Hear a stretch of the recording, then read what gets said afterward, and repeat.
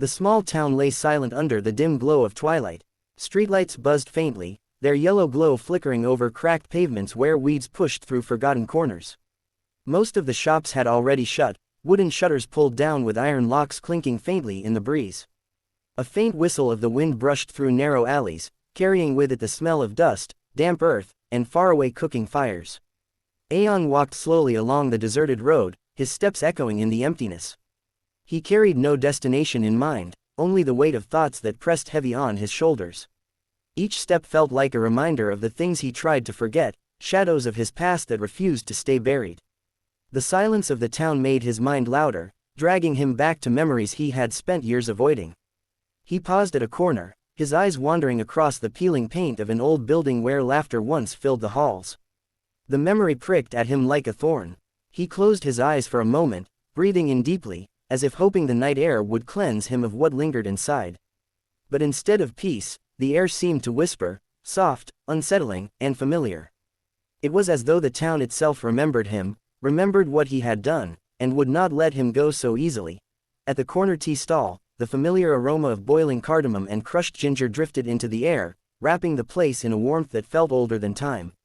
The small wooden benches were worn smooth by countless customers, their surfaces marked with scratches and initials carved long ago. Aeon sat down, the steam from the fresh cup rising to fog his glasses slightly. He wrapped his hands around the chipped glass, letting the heat seep into his skin, grounding him for a moment. The shopkeeper, a wiry old man with kind eyes, offered him a smile that carried both recognition and routine. "Late walk again, Aeon?" he asked, his voice rough but familiar. Aeon only nodded, taking a small sip of the scalding tea. Before he could settle into the comfort of that silence, the wooden stool opposite him scraped against the stone floor. A man lowered himself onto it, moving with calm certainty, as though he had been expected.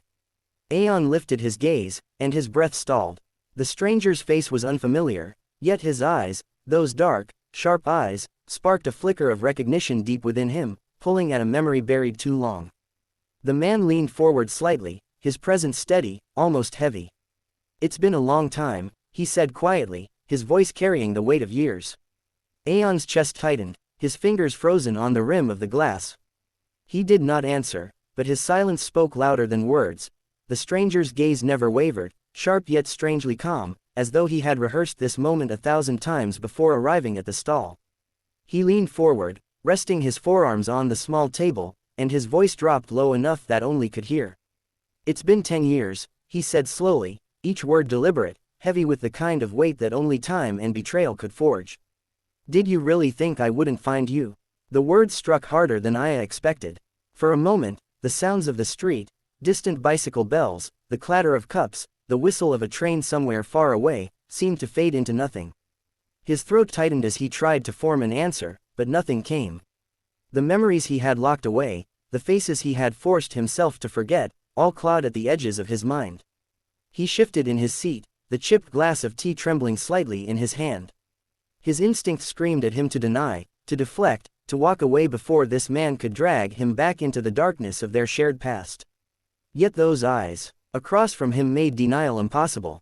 They carried both accusation and something else, something wounded. Aeon finally placed the glass down, his hand lingering as though the warmth might shield him. But when he opened his mouth, no words emerged. Silence wrapped around him like a shroud, and in that silence, the stranger's expression hardened, as if confirming every doubt, every anger he had carried across those 10 long years.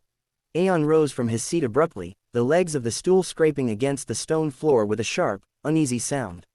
The tea remained half-finished, steam still curling upward like whispers of a conversation left incomplete. He could feel the stranger's eyes on his back as he stepped away, every stride heavy with the weight of recognition he wished had never come.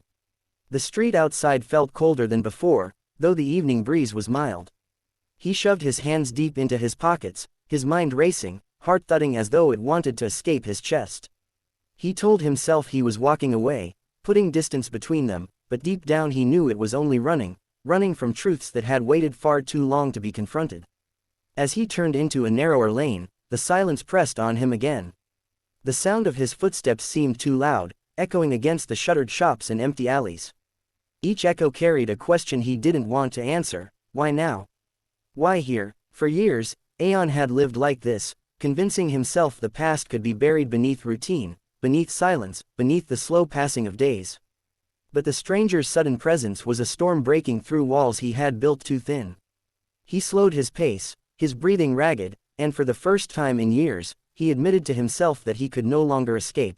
When Aeon reached home, the lantern in the small courtyard flickered weakly, its light bending and stretching shadows across the walls like restless ghosts. The house was quiet, save for the soft creak of wood under his steps and the distant call of a night bird. He closed the door behind him, leaning against it for a moment, as though holding back the world outside. But the silence within offered no comfort, only a different kind of weight. He walked slowly to his room, the floor cold beneath his feet. Kneeling beside the bed, he reached for a worn wooden box tucked away in the shadows. Dust clung to its corners, a silent witness to how long it had remained untouched. His hands trembled as he pulled it out, the wood rough beneath his fingers, as though resisting his touch. When he lifted the lid, the past greeted him in fragments, letters yellowed with age, photographs faded at the edges, and a broken wristwatch with its glass cracked, frozen at a time he remembered all too well. He picked up the watch, his thumb brushing across the damaged face, and felt the same pang he had buried deep inside. Every object in the box carried a story, a reminder of promises once made and then abandoned. As he sat there, surrounded by the faint glow of the lantern and the echoes of his memories, he realized how fragile the illusion of escape had been. The past had not left him, it had been waiting, silent and patient, for this very moment. The following morning, the town stirred awake with its usual rhythm, vendors calling from their carts, bicycles rattling over uneven roads, children chasing each other barefoot in the dust. Yet for Aeon, the world felt different, heavier, as if the night had carved a hollow space inside him. He left the house without breakfast, his steps pulling him toward the riverside as though some unseen thread guided him there. The path was familiar, lined with tall grass that swayed in the breeze and narrow dirt trails worn by countless feet over the years. He had walked this way as a boy, chasing dragonflies with friends who now lived only in memory. The sound of the river grew louder with every step, its endless current carrying both comfort and unease. When he reached the bank, he froze. The stranger was already there, standing still, hands folded behind his back as he gazed across the wide stretch of water. The sunlight glimmered on the ripples, throwing shards of light across his face. There was no hostility in his stance now, no sharpness in his expression. Only a quiet ache, a loneliness that seemed to mirror Aeon's own. Aeon hesitated, his instinct urging him to turn back. But his feet betrayed him, carrying him closer. The stranger did not move, did not speak at first. He simply lifted his eyes to meet Aeon's, and in that gaze, there was no need for recognition, it was already there, unspoken, undeniable. The river moved endlessly, its waters glinting under the morning sun, carrying with it the scent of wet earth and drifting leaves. Aeon stood a few paces away, his breath shallow, every muscle tense as if preparing for a storm. The stranger finally broke the silence, his voice low but steady, as though he had carried these words across a decade just to speak them now. "You left me behind," he said, his eyes never leaving the water.